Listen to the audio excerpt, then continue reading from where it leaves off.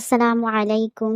আমার অত্যন্ত প্রিয় দিনী বোনেরা, আজ ২৬শে জিলকদ ১৪৪৭ হিজরি ক্যালেন্ডারের পাতা উল্টে আমরা এমন এক সন্ধিক্ষণে এসে দাঁড়িয়েছি যেখানে রহমতের নতুন সুবাতাস আমাদের দরজায় কড়া নাড়ছে।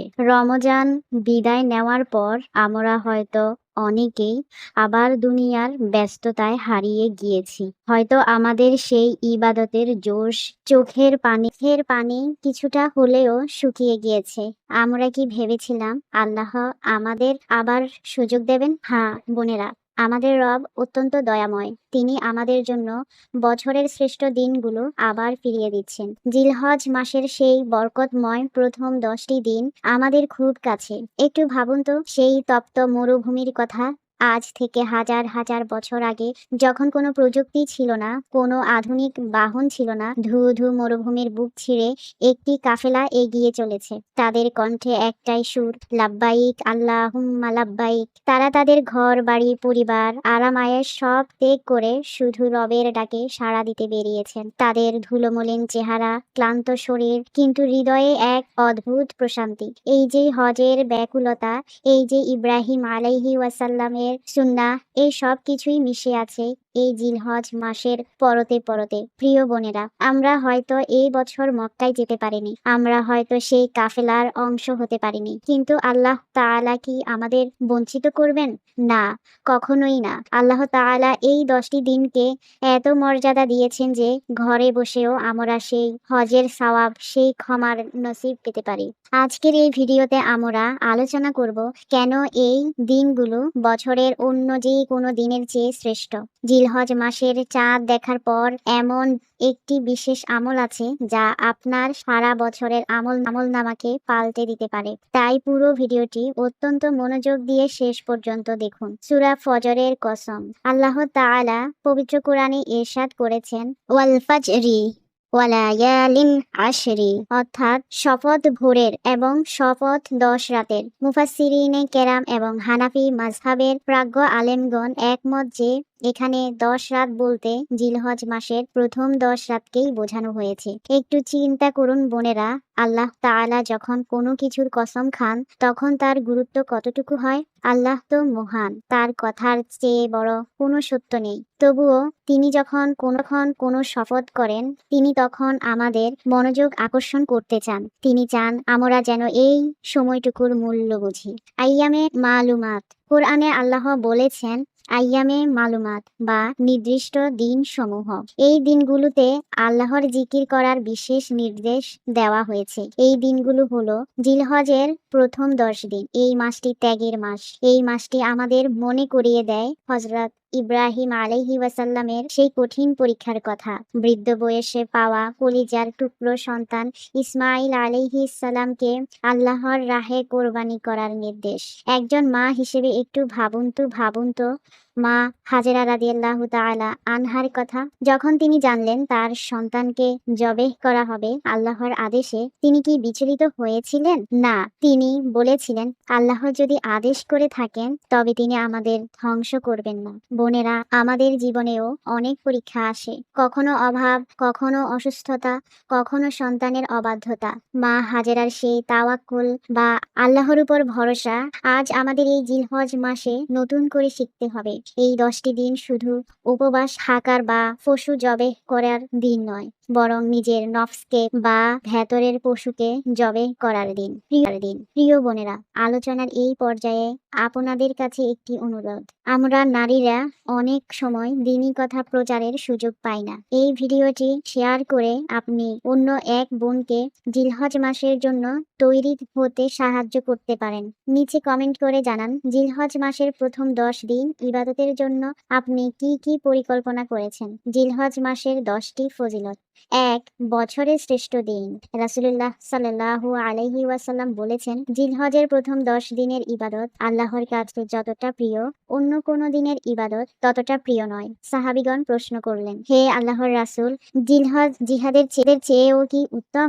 তিনি বললেন, হ্যাঁ, জিহাদের চেয়েও উত্তম। তবে সেই ব্যক্তির কথা ভিন্ন যে তার জানমাল নিয়ে বের হয়েছে এবং কোনো কিছুই নিয়ে ফিরে আসেনি। রমজানের সাথে তুলনা। অনেকেই প্রশ্ন করেন, রমজানের শেষ 10 রাত শ্রেষ্ঠ নাকি জিলহজের প্রথম 10 দিন? হানাফি উলামায়ে-গণ বলেন, দিনের হিসেবে জিলহজের প্রথম 10 দিন বছরের শ্রেষ্ঠ দিন, আর রাতের হিসাবে রমজানের শেষ 10 রাত বছরের শ্রেষ্ঠ রাত। সুবহানাল্লাহ। আল্লাহ আমাদের বছরে 2 বার বড় পুরস্কার জেতার সুযোগ দিয়েছেন। 3. আরাফার রোজা। 9 জিলহজ অর্থাৎ আরাফার দিনের রোজা বিগত 1 বছর এবং আগামী 1 বছরের গুনাহ মুছে দেয়। এটি আমাদের জন্য রবের পক্ষ থেকে এক বিশাল বোনাস। 4. জিকিরের গুরুত্ব। এই দিনগুলোতে সুবহানাল্লাহ, আলহামদুলিল্লাহ, লা ইলাহা ইল্লাল্লাহ এবং আল্লাহু আকবার পাঠ করা বিশেষ সওয়াবের কাজ। 5. তাকবীরে তাশরিকের আমল। প্রিয় বোনেরা, এই দিনগুলোর একটি অন্যতম ফজিলত হলো তাকবীরে তাশরিক। 9 জিলহজ ফজর থেকে 13 জিলহজ আসর পর্যন্ত প্রতিটি ফরজ নামাজের পর এই তাকবীর পাঠ করা ওয়াজিব। সাহাবীগণ এবং আল্লাহর রাসূল সাল্লাল্লাহু আলাইহি ওয়াসাল্লাম এই দিনগুলোতে রাস্তাঘাটে বাজারে উচ্চস্বরে তাকবীর পাঠ করতেন। আমরা যারা নারী তারা ঘরে নিচু স্বরে এই জিকির করব। একটু ভেবে দেখুন, আল্লাহ চাচ্ছেন এই দিনগুলোতে পুরো পৃথিবী তার নামের ধ্বনিতে মুখরিত হয়ে উঠুক। রান্না করতে করতে, কাপড় ধুতে ধুতে যদি আমরা বলি আল্লাহু আকবার, আল্লাহু আকবার, তবে সেই প্রতিটি কাজ ইবাদতে পরিণত হবে। এটি এমন এক ফজিলতপূর্ণ আমল যা আমাদের হৃদয়ে আল্লাহর শ্রেষ্ঠত্ব গেঁথে দেয় ইনশাআল্লাহ। 6. তাওবা ও ইস্তিগফারের শ্রেষ্ঠ সময়। আল্লাহর কাছে ফিরে আসার জন্য জিলহজের প্রথম 10 দিনের চাইতে ভালো দিন আর কি হতে পারে? হাদিসে এসেছে, আল্লাহ তাআলা এই দিনগুলোতে তার বান্দাদের দিকে রহমতের দৃষ্টিতে তাকান। আমরা সারা বছর কত শত গুনাহ করি, কত ভুল করি। এই 10টি দিন হলো সেই ময়লা পরিষ্কার করার দিন। একজন দ্বীনী বোন হিসেবে আমি বলবো, আপনি যখন জিলহজের চাঁদ দেখবেন তখনই ওযু করে 2 রাকাত নফল নামাজ পড়ে আল্লাহর কাছে কাঁদতে বসুন। বলুন, হে রব, আমি ফিরে এসেছি। আপনি যদি পাহাড় সমান গুনাহ নিয়ে ফিরে আসেন, আমার রবের রহমতের সাগর তার চেয়েও বড়। এই দিনগুলোতে প্রতিটি আস্তাগফিরুল্লাহ আপনার আমলনামাকে নূরে ভরিয়ে দেবে ইনশাআল্লাহ। 7. কোরবানির সওয়াব ও হিকমত। জিলহজ মাসের 10ম হলো কোরবানির দিন। এটি জিলহজ মাসের অন্যতম শ্রেষ্ঠ ফজিলত। কোরবানির পশুর প্রতিটি পশমের বিনিময়ে একটি করে নেকি দান করা হয়। সুবহানাল্লাহ। চিন্তা করুন, একটি পশুর শরীরে কত হাজার বা লক্ষ পশম থাকে। আল্লাহ তাআলা কেন আমাদের এই নির্দেশ দিলেন? কারণ তিনি দেখতে চান আমাদের হৃদয়ে তার ভালোবাসা কতটা গভীর। হযরত ইব্রাহিম আলাইহি ওয়াসাল্লামের সেই ত্যাগের কথা যখন আমরা স্মরণ করি, তখন আমাদের ছোট ছোট কষ্টগুলো তুচ্ছ মনে হয়। কোরবানির এই ফজিলত শুধু পশুর রক্ত ঝরানো নয়, বরং আমাদের ভেতরের অহংকার আর আমিত্বকে বিসর্জন দেওয়া। আর দান সৎকার বহুগুণ সওয়াব। রমজান মাসে যেমন আমরা বেশি বেশি দান করি, জিলহজের এই 10 দিনও ঠিক তেমনি। এই সময়ে 1 টাকা দান করলে অন্য সময়ের 700 বা তারও বেশি সওয়াব পাওয়া সম্ভব। প্রিয় বোনেরা, আপনাদের অনেক সময় নিজের হাত খরচের টাকা থাকে, সেই টাকা থেকে সামান্য কিছু হলেও এই 10 দিন গরিব দুঃখীদের দিন। হয়তো আপনার সেই সামান্য দানে কোনো এতিম বা বিধবা বোন ঈদের দিন একটু ভালো খাবার খেতে পারবে। আপনার এই ছোট্ট আমলটি হতে পারে কিয়ামতের দিন আপনার নাজাতের উসিলা। 9. কোরআন তেলাওয়াত ও নফল ইবাদত। জিলহজের প্রথম 10 দিনের রাতগুলো রমজানের শেষ 10 রাতের মতোই মর্যাদাপূর্ণ। হানাফি মাযহাবের অনেক বড় বড় আলেম এই রাতগুলোতে জেগে থেকে ইবাদত করার পরামর্শ দিয়েছেন। বিশেষ করে যারা তাহাজ্জুদ পড়তে পারেন না, তারা এই কয়েক দিন একটু আগে উঠে 2 রাকাত নামাজ পড়ুন। কোরআনের একটি হরফ পড়লে যে 10 নেকি পাওয়া যায়, এই পবিত্র দিনগুলোতে সেই সওয়াব আল্লাহ বহুগুণ বাড়িয়ে দেন। দিনের বেলা কাজ করার ফাঁকে ফাঁকে কানে কোরআন তেলাওয়াত লাগিয়ে রাখুন। এতে আপনার ঘর ও মন উভয় প্রশান্তিতে ভরে থাকবে। 10. হজের সাথে একাত্মতা। এই মাসের 10ম ফজিলত হলো হজের সাথে এর সম্পর্ক।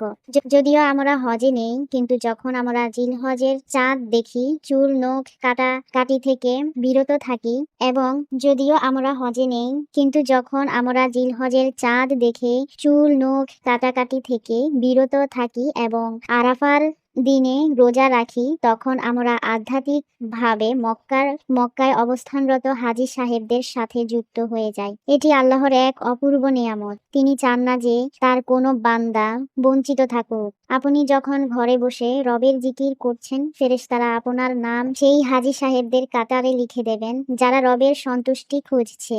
এই একাত্মতা আমাদের ইমানকে মজবুত করে এবং পরকালের পাথেয় সংগ্রহে সাহায্য করে। প্রিয় বোনেরা, আমরা যারা মা বা গৃহিণী, আমাদের ব্যস্ততার শেষ নেই। রান্না বান্না, বাচ্চাদের দেখাশোনা, ঘরের কাজ সব মিলিয়ে হয়তো আমরা ভাবি যে আমরা অনেক পিছিয়ে আছি। কিন্তু মনে রাখবেন, আল্লাহর কাছে আমলের নিয়ত বড়। পরামর্শ ১. নিয়ত পরিবর্তন করুন। আপনি যখন পরিবারের জন্য জিলহজ মাসে খাবার রান্না করছেন, নিয়ত করুন আপনি আল্লাহর মেহমানদের যারা রোজা রাখছেন তাদের খেদমত করছেন। আপনার প্রতিটা কাজ তখন ইবাদতে পরিণত হবে। পরামর্শ ২. বিশেষ দিনগুলোতে ইবাদত। অনেক বোন পিরিয়ড বা মাসিক হওয়ার কারণে মন খারাপ করেন যে আমি তো নামাজ পড়তে পারছি না বা রোজা রাখতে পারছি না। প্রিয় বোন, আল্লাহ আপনাকে এই বিধান দিয়েছেন, তাই এটি মেনে নেওয়া ও ইবাদত। এই সময়েও আপনি বেশি বেশি আস্তাগফিরুল্লাহ পড়ুন, দরুদ শরীফ পড়ুন এবং মানুষের সেবা করুন। আল্লাহর জিকির করতে কোনো অজু লাগে না। আপনি জায়নামাজে বসে তাসবিহ পাঠ করতে পারেন। পরামর্শ ৩. ঘর বনাম মন। ঈদের আগে আমরা ঘর পরিষ্কার করতে পাগল হয়ে যাই, কিন্তু বোনেরা, জিলহজের এই 10 দিনে ঘরের ঝুল পরিষ্কার করার চেয়েও জরুরি হলো মনের হিংসা, গীবত আর অহংকারের ঝুল পরিষ্কার করা। মন যদি পরিষ্কার না হয় তবে সেই ইবাদতে বরকত পাওয়া কঠিন। হানাফি মাযহাব অনুযায়ী মাসালা ১. চুল ও নখ কাটা। রাসূলুল্লাহ সাল্লাল্লাহু আলাইহি ওয়াসাল্লাম বলেছেন, যখন জিলহজের চাঁদ দেখা দেয় এবং তোমাদের কেউ কোরবানি করার ইচ্ছা করে, সে যেন তার চুল এবং নখ না কাটে। হানাফি মাযহাবের মতে এটি মুস্তাহাব। যারা কুরবানি দেবেন না তাদের জন্য এটি করা সওয়াবের কাজ। চাঁদ দেখার আগেই আমাদের এই পরিষ্কার পরিচ্ছন্নতার কাজ শেষ করে নিতে হবে। ২. তাকবীরে তাশরিক। ৯ জিলহজ ফজর থেকে ১৩ জিলহজ আসর পর্যন্ত প্রতিটি ফরজ নামাজের পর একবার আল্লাহু আকবার, আল্লাহু আকবার, লা ইলাহা ইল্লাল্লাহু ওয়াল্লাহু আকবার, আল্লাহু আকবার, ওয়ালিল্লাহিল হামদ বলা ওয়াজিব। আমরা বোনেরা ঘরে নামাজ পড়ে নিচু স্বরে এই তাকবীর পাঠ করব। ৩. কুসংস্কার। অনেকে মনে করেন জিলহজ মাসে বিয়ে করা যাবে না বা ভ্রমণ করা যাবে না। এগুলো সম্পূর্ণ ভিত্তিহীন। ইসলামে অশুভ বলতে কিছু নেই। ইনশাআল্লাহ আমাদের পরের ভিডিওতে আমরা কুরবানির ফজিলত এবং জিলহজ মাসের প্রথম 10 দিনের বিশেষ আমল ও করণীয় নিয়ে অতি বিস্তারিত আলোচনা করব। বিশেষ করে 10ই জিলহজ কুরবানির দিনের নিয়মাবলী নিয়ে আমরা কথা বলবো। চাঁদ দেখার পরের আমল। জিলহজ মাসের চাঁদ দেখার সাথে সাথে আপনি একটি দোয়া পড়তে পারেন এবং ওই মুহূর্ত থেকে চুল নখ কাটা থেকে বিরত থাকুন। এটি আপনাকে হজ পালনকারীদের সাথে একাত্মতা অনুভব করাবে। আসুন বোনেরা, আমরা এখন আমাদের রবের কাছে ফিরে যাই। আমরা কত গুনাহ করেছি, কতবার তওবা ভেঙেছি। আল্লাহ কি আমাদের মাফ করবেন না? অবশ্যই করবেন। হে আল্লাহ, আমরা আপনার দুর্বল বান্দা। আমরা আপনার ইবাদত করতে চেয়েও পারি না। দুনিয়ার মোহে পড়ে আমরা আপনাকে ভুলে থাকি। হে রব, আপনি আমাদের এই জিলহজ মাসের উসিলায় ক্ষমা করে দিন। আমাদের জিলহজের এই 10টি দিনকে কাজে লাগানোর তৌফিক দান করুন। আমিন ইয়া রাব্বুল আলামিন। আসসালামু আলাইকুম ওয়া রাহমাতুল্লাহ।